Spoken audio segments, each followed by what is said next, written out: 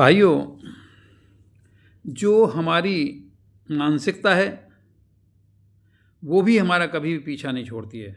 स्वजातिर्दुत्क्रम एक संस्कृत में गद्य हुआ करता था, जो आप सभी ने भी स्कूल टाइम में पढ़े होंगे।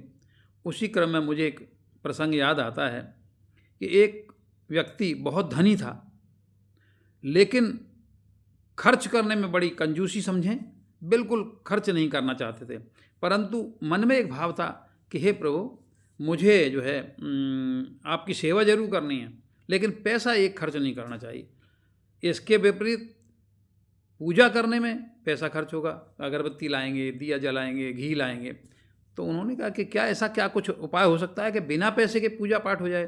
तो वो एक संत जी से मिले कि संत जी, महात्मा जी, मेरे मन है कि मैं भगवान की पूजा सेवा करूं, लेकिन शर्त यह है कि मैं एक भी पैसा खर्च करना नहीं चाहता।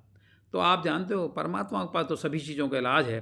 उन्होंने कहा बिल्कुल बढ़िया है, बिल्कुल एक पैसा खर्च करने की ज़रूरत नहीं है। तो क्या करें महाराज? कि ऐसा क्या करो कि रात्रि को सोते समय भगवान का स्मरण करो, ईश्वर का स्मरण करो, और भगवान को, श्री राम जी को, भगवान को, जो भी आप जिनको मानते हैं, उनको अच्छे अच्छे वस्त्र पहना दिए, अच्छे अच्छे उनको पकवान खिला दिए। रात्रि को तो करना ही है आपको, सोच सोच के, उसमें पैसा तो लगना नहीं है। तो वो तो श्रीमान जी जो है उन महात्मा जी के पैरों में लंबे हो गए, हे प्रभु, हे भगवान, ऐसा संत आज तक मुझे नहीं मिला।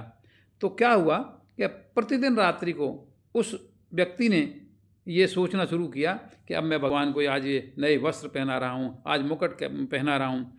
एक दिन मन आया, क्यों नहीं भगवान को आज खीर बना के खिलाई जाए।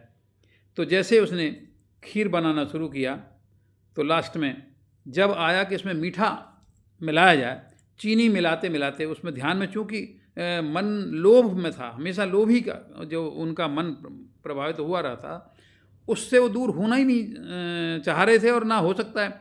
तो जैसे ही उन्होंने चीनी डालने के लिए चम्मच ली और एक चम्मच भर के डालना चाहा, तो तुरंत मन में लोभ प्रकट हुआ। और क्या मन में आया, अरे कौन देख रहा है, आधी चम्मच ही डाल दो ना।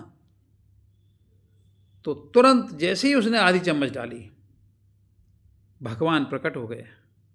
और प्रकट होते, अरे भले आदमी, इसमें कौन सा पैसा लग रहा है, इसको तो पूरी डाल दे। और वो उनकी आँख खुली, सीधे पैरों में भगवान के में, प्रभु, चाहे जो भी रहा, लेकिन इस आपकी इस व्यवस्था से, आपके इस प्रसंग से, इस उपदेश से मुझे जो है आपके दर्शन हुए, और अब ये कृपा करो, अब इस हाथ को छोड़ना मत। जय श्री राम।